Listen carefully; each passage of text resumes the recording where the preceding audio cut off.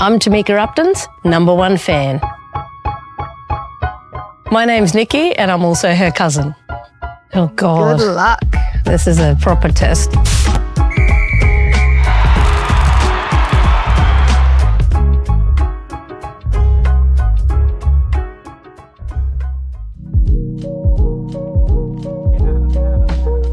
Oh. There you go. Yeah, this jersey was a very special one. I think that one was definitely mixed emotions because now she was not only representing herself and her family in her hometown, she was actually representing our Aboriginal heritage. I remember being very excited to pull this on and get selected in this squad. But I think the one thing that hit was, I think you guys might have rustled up a few videos of the whole family, yeah. And it went for like 10 minutes. We wanted to wish her the best because it was the first time representing her Aboriginal heritage on such a big event. It was kind of cool because it was the night before the game and I just remember being able to sit back and sort of watch it by myself, which kind of sheds light on the whole week of All Stars. It's not just a footy game, it's all about community, and yeah, that really hit home for me. So when our family moved off country many years ago, they moved into Bluff. A lot of our family still live in the Bluff, Blackwater, Emerald, Rockhampton areas.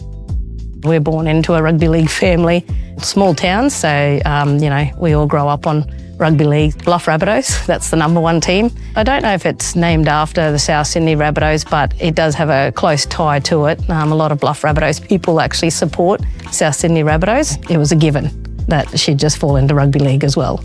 I think I was about 6 when I started playing for the Blackwater Crushers, which was my first junior team. I remember my dad and good family friends, dad were coaching, so it was always fun. I was always playing with the boys. There was no other girls at the time. But yeah, I still remember that, going to training, having lots of fun, playing on the weekend and playing with some of your best mates. I moved from Blackwater to Emerald when I was about 9 years old, I think, and then would have played for the Emerald brothers when I was about 10 to 12. They were boys' teams with me in it, so there wasn't too many girls playing back then, but it's kind of cool now. There's either a girls' competition or you see lots of girls run around with the boys. I think you were the only one in Blackwater at that time. I can't remember way back in Emerald, but I think you were the only girl in Emerald at that time as well. So yeah, no, very rare. Tamika loved Greg Inglis, right? Yeah, if I remember, yeah. And was there a time that you did like Joey Johns? Yeah, I think so. He was my mum's favourite player growing up. And with school, when you always used to get your books done, I remember I always used to get photos of NRL players and mum had to sort of laminate them onto the books and I'd take them to school for the year, so. Oh my God, that is so funny. Right, I wasn't lying, guys, I told you. Oh my goodness. That's her old school books from primary school, laminated with different footy players on the front cover because she was such a footy freak. So I was a massive South Sydney fan, purely because of the Bluff Rabbitohs as well.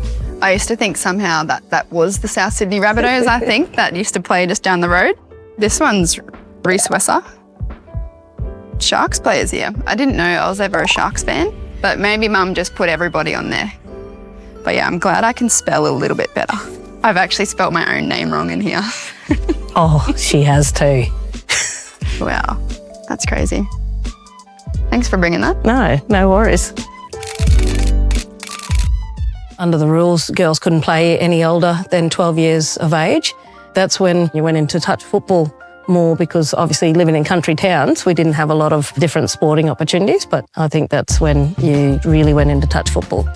Looking back, it's pretty crazy that something that you loved and enjoyed doing, you actually couldn't do anymore. If it was taken away from you right now, I'd be devastated. I'm glad that's not the case anymore, but like Niccy touched on, I went into touch footy and that was kind of seamless, and if anything, it probably made me 10 times more busy. I think I was in Brisbane just about every weekend throughout my whole of high school. I had a lot of family friends in Brisbane, obviously Mum and Dad would take me when they could, but I obviously had Niccy as well. She was living sort of in Brisbane at the time and taking me to and from when it come to carnivals. So it's pretty crazy how it all works out, and the community support I received growing up as a child, I definitely still have today.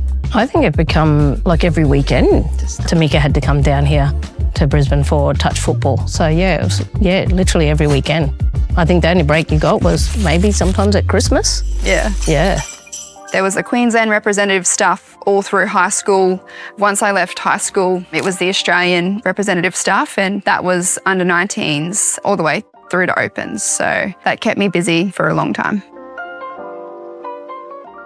I remember it was in 2018, and I remember Niccy picked me up, took me to the Red Hill Centre at Broncos, and it was just one off training. They just wanted to see how I was going, a bit of a fish out of water at that point. But I wasn't picked or anything for that season, but then they sort of kept their eye on me for the next year, which was 2019. And yeah, I remember I got called in as sort of the last person in the squad, and my job was quite easy. It's just to push people in their positions, and I think I learnt the most about rugby league in that year because I was playing a bit here, there and everywhere in most positions. So yeah, it was a really good first year. It was a really good introduction, and then it kind of just kicked off from there. Very exciting times for us and the family, and we always knew that she would excel in sport. We were looking forward to a moment that the rest of Australia would see the skill set that she had, because we, maybe biased or whatnot, but we always seen it in a very young age. So, when she signed with the Broncos, we were very excited because Broncos is a bit of a family team as well. I hadn't been, away from home. So it was a big learning curve for me to move away from home. I obviously had lots of family, lots of friends there, so made the transition pretty easy. I think the only thing that you might have struggled with was just being away from family. Probably the biggest transition was when I moved to Newcastle.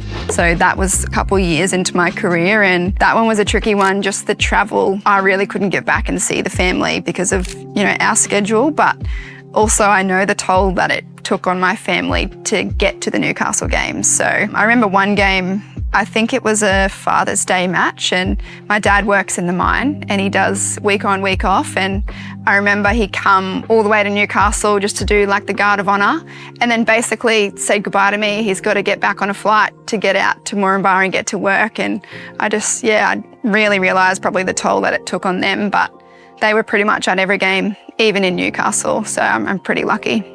I think the fact that you won a premiership with Newcastle as well, moving away from your safety net here at the Broncos, winning 2 there.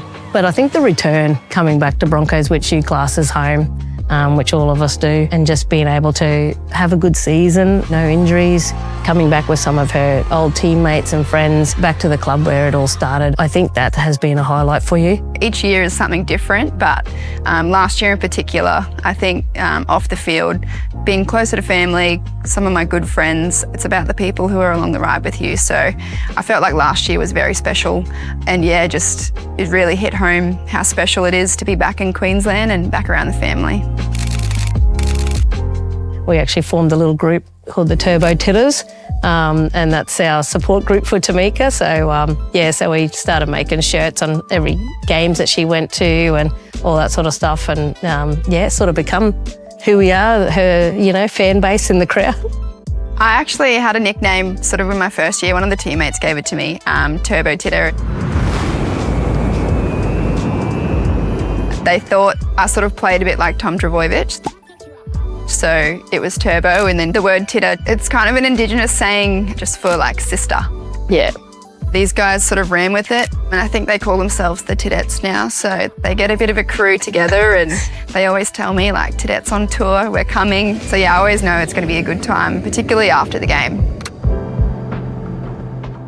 There it is. So that was my Origin debut. I think the best part about this was we actually had the COVID year. So all of our games for Broncos were actually in Sydney, and there was no crossing borders. So my family couldn't come to one game that whole year, and this was the first game that was in Queensland. So it was obviously really cool to have them all in the crowd, and they were obviously really enjoying themselves as well. Probably one of the funniest parts about having them at my games is when I'm sore and feeling sorry for myself the next day, my sister will be like, excuse me, I've been yelling out all, like her throat is so sore, her legs are sore from being in the stands. So yeah, I've kind of got to sympathise with them as well because they're working hard in the stands.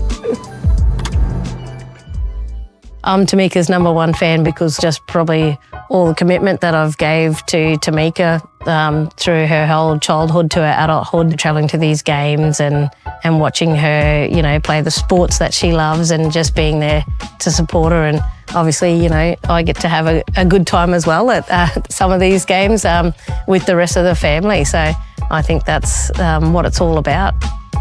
I'm Tamika Upton and my cousin Niccy is my #1 fan.